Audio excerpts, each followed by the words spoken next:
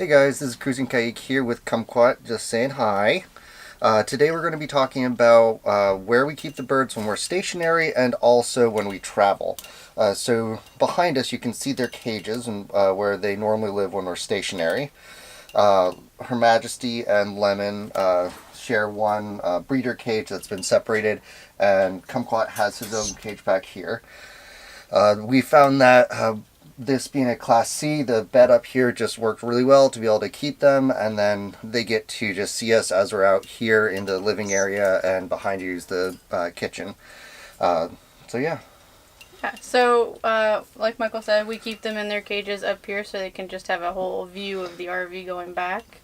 And then when we start traveling, we put them over here. You can't see it right now, but we have a dinette over here.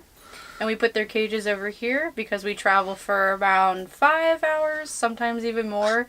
So although they probably should be in their travel carriers, we leave them in their cages so that way they have toys, food, water for 5 to 6 hours of driving time. They can also see us from the dinette when we're driving. They can see us up front, which always helps, I think, during the travel.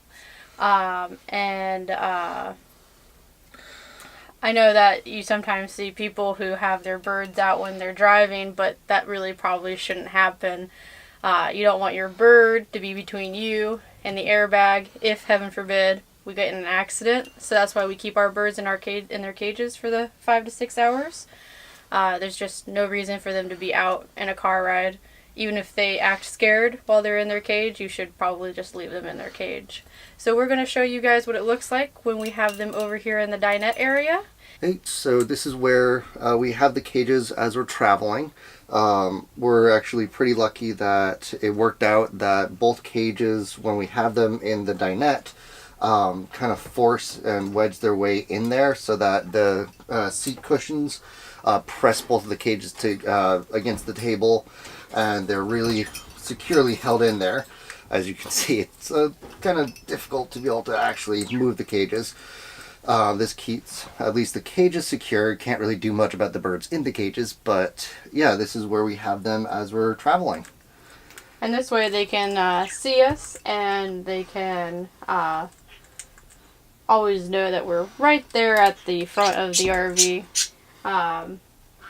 Because I know that the Kumquat really likes to know that we're still there, and sometimes when we're traveling he will even sing for like the first 30-45 minutes of the journey, and then somehow he knows when the last 30-45 minutes are, and sometimes he'll sing a little bit towards the end. But again, this is where we keep our birds when we're actually moving in the RV, mainly because this is the safest place for them, in their cages, in a moving vehicle. We wear seat belts. This is their seat belt, as to say. So that's why we keep them in their cages. So hopefully you guys have learned something. If you travel with your birds, this is how we do it, and feel free to do it whatever way you feel is right for your bird. But this is just one example for how you can RV with your birds. We hope you have a great day. Yep.